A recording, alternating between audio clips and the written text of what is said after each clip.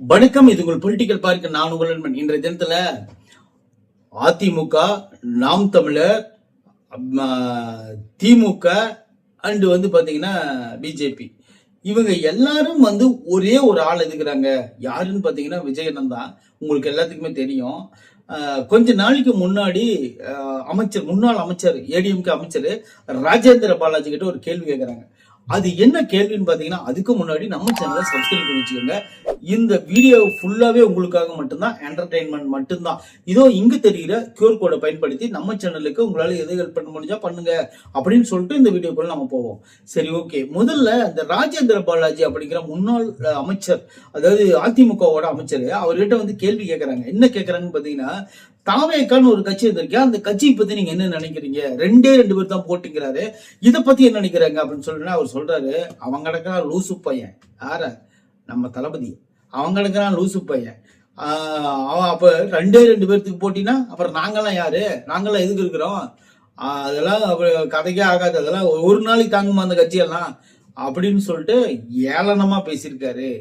அந்த வீடியோவை நான் போடுறேன்.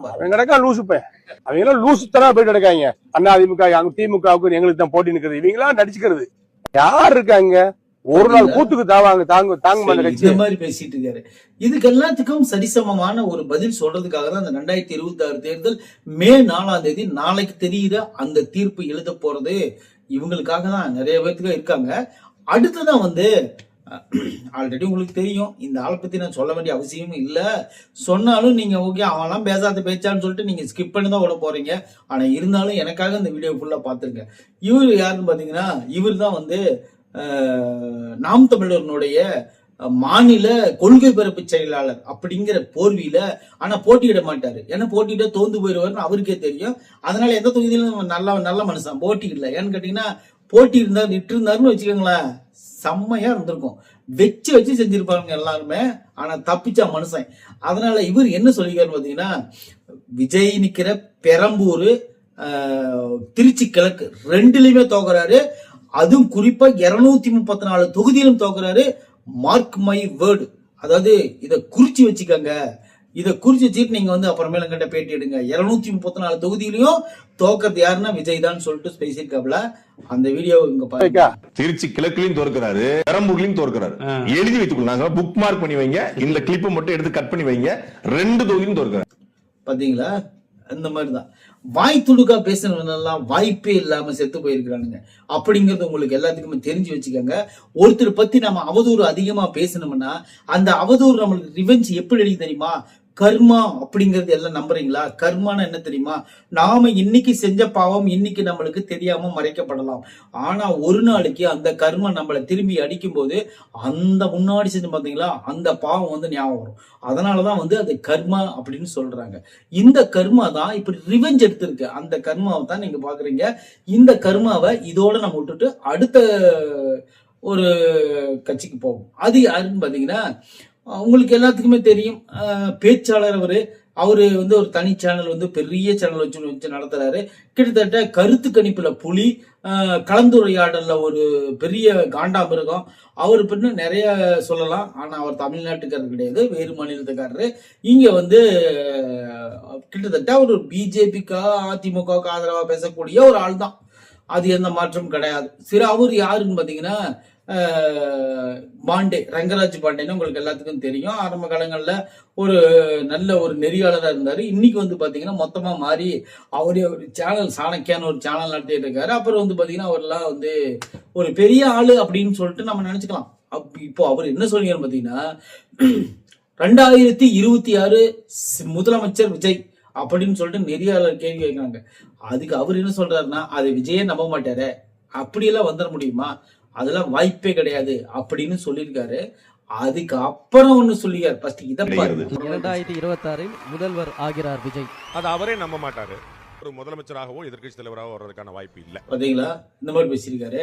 இதான் இந்த மாதிரி பேசிட்டு இருக்காரு. அடுத்ததா என்ன சொல்லிக்காருன்னு பாத்தீங்கன்னா, விஜய் சிங்கிள் டிஜிட்டல்ல தான் ஜெயிப்பாரு, 9 தொகுதிக்கு கீழே தான் ஜெயிப்பாரு. 10 தொகுதிக்கு கீழே, டபுள் டிஜிட்ல போக மாட்டாரு. 9 தொகுதிக்கு கீழே தான். 9 இருக்கும், இல்லைன்னா அதுக்கு கீழையா இருக்கும். அப்படிதான் ஜெயிப்பாரு. அப்படி ஒரு வேளை 9க்கு மேல ஜெயிச்சிட்டாருன்னா நான் அரசியல் பேசுறதே நிறுத்திடுறேன்னு சொல்லிட்டாரு.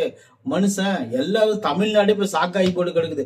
அஜிஜோ அடுத்தது கருத்து கணிப்பெல்லாம் யாரா பாப்பாங்க பேசுவாங்க அப்படின்னு சொல்லிட்டு இப்ப எல்லாரும் வந்து ஆச்சரியத்துல முழுகிட்டு இருக்காங்க. அண்ணா நீங்க பேசலாம், நாங்க எல்லாம் எப்படி அரசியல் கத்துக்கிறது, ஐயோ தயவு செய்து பேசுங்க பேசுங்கன்னு இந்த பாகுபலி படத்துல எப்படி எல்லாரும் கொந்தளிச்சிட்டு இருப்பாங்க, அந்த மாதிரி எல்லாரும் கொந்தளிச்சிட்டு இருக்கிறாங்க.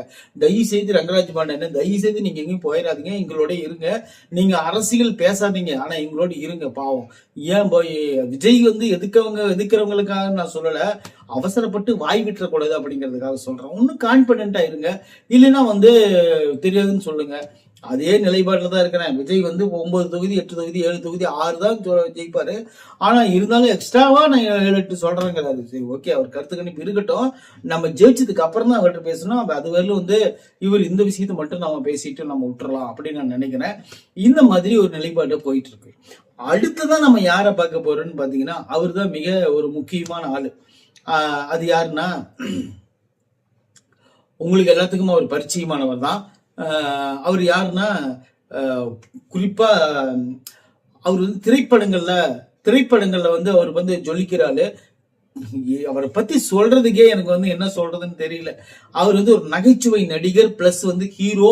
அவர் வந்து நிறைய நாடகங்கள் எடுத்திருக்காரு. அவர் வந்து சினி ஃபீல்டுக்கே ஒரு முக்கியமான ஆளு. அப்போ 90s காலங்கள்ல 80s காலங்கள்ல அவர் வந்து எடுத்த படங்கள் எல்லாமே குடும்ப பாங்கான படங்கள் தான் நடிப்பாரு. அந்த மாதிரி படங்களை தான் எடுப்பாரு. அந்த மாதிரி ஒரு நல்ல மனுஷன். ஆனா வந்து அன்னைக்கு திமுகவில் இருந்தாரு, அதிமுகவுக்கு போனாரு, பிஜேபிக்கு வந்தாரு. இன்னைக்கு வந்து மீண்டும் திமுகவிலே உட்காந்துருக்காரு. திமுகவில் உட்காந்துட்டு என்ன சொல்றாருன்னு பாத்தீங்கன்னா, ஏதோ ஒரு சீட்டு கிடைக்குன்னு எதிர்பார்த்தார் மௌனுக்கு, அது கிடைக்கல. இருந்தாலும் அவருடைய அந்த விசுவாசத்தை விட்டுறாம கிடைக்கிற காசுக்கு எதிர்கோவலான்னு சொல்லிட்டு பேசிட்டு இருக்காரு. அவர் என்ன சொல்றாருன்னு பாத்தீங்கன்னா, வீட்டுக்கு ஒரு விஜய் இருக்கிறான்னு விஜய் வந்து ஒரு டைம் சொன்னார். உங்களுக்கு எல்லாத்துக்குமே தெரியும். ஏ விஜய் வீட்டை விட்டு வெளிவா, விஜய் வீட்டை விட்டு வெளிவான்னு சொல்லாதீங்க. ஏன்னா ஒவ்வொரு வீட்லயும் ஒவ்வொரு விஜய் இருக்கிறான். ஒவ்வொரு விஜயும் புறப்பட்டு வந்தனா நீங்க தாங்க மாட்டீங்கன்னு சொன்னாரு. அது வந்து ஒரு எமோஷனலா மக்களிடையே ஒரு கனெக்ட் ஆகிறதுக்காக அந்த விஷயத்த சொன்னாரு. ஆனா இவர் எப்படி புரிஞ்சுக்கிட்டாருன்னு பாத்தீங்கன்னா, வீட்டுக்கு ஒரு விஜய்ன்னு சொல்றாரு, அப்ப வீட்டுக்கு ஒரு குப்பை தொட்டி கூட தான் இருக்குது. அப்படின்னா வீட்டுக்கு ஒரு குப்பை தொட்டி இருந்துச்சுன்னா அதை வந்து நீங்க அப்படி சொல்ல முடியுமா அப்படின்னு சொன்னாரு. இதெல்லாம் எதை காட்டுதுன்னு பாத்தீங்கன்னா, அதாவது ஒரு ரசிகனை ஒரு குப்பை தொட்டி அளவுக்கு தான் அவன் மதிக்கிறாங்க அப்படிங்கறது வந்து தெரிஞ்சுக்கோங்க. ஒரு தொண்டனை, ஒரு வேட்பாளரை, ஒரு வாக்காளரை அந்த மாதிரிதான் அவங்க ரேஞ்சில் வச்சிருக்கிறாங்க அப்படின்னு தெரிஞ்சுக்கோங்க. அந்த வழி ஒரு சின்ன கிளிப் நான் போடுறேன் பாருங்க. நான் ஜெயிச்சிருவேன், எங்களுக்கு வீட்டுக்கு ஒரு ஓட்டு இருக்குது. வீட்டுக்கு என்ன ஓட்டு எப்படி, இதெல்லாம் குப்பை தொட்டியா, வீட்டுக்கு ஒரு குப்பை தொட்டி இருக்கிறதுக்கு? இப்போ பாத்தீங்களா, இதுதான் வந்து அவங்க சொல்றது. அது நான் என்ன சொல்ல வரேன்னு பாத்தீங்கன்னா, ஒரு மனுஷன் வந்து எந்த அளவுக்கு வந்து மேல வராரு அப்படிங்கறத விட, அந்த மனுஷன் மேல வந்துடவே கூடாதுன்னு சில பேர் வேலை செய்வாங்க பாத்தீங்களா, அந்த மாதிரி ஆட்கள் தான் இவங்க. இதே போல இன்னும் நிறைய கோடிக்கு ஆயிரக்கணக்கான பேர் இருக்கிறாங்க. அவங்கள எடுத்து போட்டா இன்னைக்கு நாளே பத்தாது. லைவ் போட்டா கூட ஒரு 10 நாள் போயிடும். அந்த மாதிரி நிக்காம லைவ் போட்டுட்டு இருந்தனா, விஜய் திட்டின ஆளுங்களை எல்லாத்தையும் நான் லைவ் போட்டேன்னா, ஒவ்வொரு ஆளா சொன்னா 10 நாளா பேசிக்கிட்டு இருந்தா கூட இந்த வீடியோ முடியாது. அது கண்டினியூவா ஓடிக்கிட்டே இருக்கும். நீங்க லைவ்ல பார்த்து பேசிக்கிட்டே இருக்கலாம். அந்த மாதிரி ஒரு ஆட்கள் தான் இவங்க எல்லாருமே. சரி ஓகே, இவங்க எல்லாம் இருக்கட்டும் ஒரு பக்கம். இவங்க எல்லாரும் ஒரு கட்சி, நான் மட்டும் ஒரு கட்சி, மொத்தமா எல்லாம் சேர்ந்து எதுக்குறாங்கன்னு என்ன காரணம், அவங்க எல்லாம் ஒரே கூட்டணியில் இருக்கிறாங்கன்னு சொல்லிட்டு தளபதி சொல்லியிருக்காரு. அப்படிங்கிறதையும் நாம இந்த வீடியோல சின்ன கிளிப் பார்த்துடலாம். பெருசெல்லாம் வேணா, சின்ன கிளிப் பார்த்துருங்க. ஒட்டு மொத்தமா எல்லாருமா சேர்ந்து ஒரே கூட்டணியில இருக்கிறாங்க. பாத்துக்கிட்டீங்களா, ஏடிஎம்கேவும் ராஜேந்திர பாலாஜியும் விஜய் சார் தான் இருக்கிறாரு. சாட்டை திருப்பி என்டிகேவும் இவங்க தான் இருக்கிறாங்க. பிஜேபி அதிமுக, அதாவது வந்து அவங்க ரங்கராஜ் பாண்டியன் அவரும் இவர் தான் இருக்கிறாரு. அடுத்து எஸ்வி சேகர் திமுக, அவரும் இவர். திமுகவில் வந்து நிறைய பேர் நடிகர்கள், இந்த வாய்தா போன நடிகர்கள் இருக்கிறாங்களா, அவங்கள பத்தியெல்லாம் நான் நிறைய வீடியோ போட்டிருக்கேன், பின்னாடி போய் பாருங்க. ஆனா அந்த மாதிரிலாம் பேச முடியுமான்னு எனக்கே தெரியல. சரி ஓகே, பேசிட்டு இருக்காங்க, அவங்க வாய் அவங்க பேசுறாங்க, அவங்க உரிமை. சரி ஓகே, இது எல்லாம் தாண்டி மே 4 தான், நாளைக்கு தான், வெளியில ரொம்ப நாள் இல்லை, நாளைக்கு வந்து ரிசல்ட் தெரிஞ்சிடும். அது வரல வந்து நம்ம இந்த வீடியோவை பார்த்து என்ஜாய் பண்ணிட்டு இருங்க. நாளைக்கு காலையில உங்களுக்கு ரிசல்ட் வந்து ஒரு 11-12 மணிக்கெல்லாம் உங்களுக்கு கிளியரா தெரிஞ்சிடும்னு சொல்லிட்டு இந்த வீடியோவை இதோட நான் முடிச்சுக்கிறேன். நன்றி, வணக்கம்.